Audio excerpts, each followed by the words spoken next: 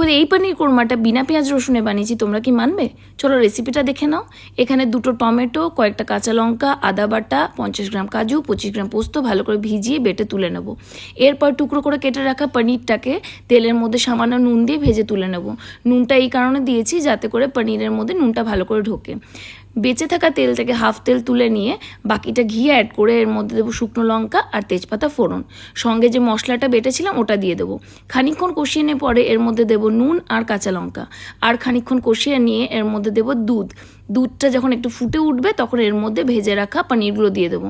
তার আগে অবশ্যই গোলমরিচ গুঁড়োটা দিয়ে দিতে হবে। যখন এরকম তেল ছাড়া হয়ে যাবে তখন বুঝে নিতে হবে যে রান্নাটা হয়ে গেছে। নামানোর আগে দেবো একটু চিনি আর সঙ্গে দেবো ধনেপাতা কুচি। ব্যাস, রান্না রেডি। লুচি, পরোটা, ফ্রাইড রাইস যেটার সঙ্গেই খাও না কেন অসম্ভব টেস্টি লাগে। তোমরা মানতেই পারবে না যেটা বিনা পেঁয়াজ রসুনে হয়েছে। একবার অবশ্যই ট্রাই করো।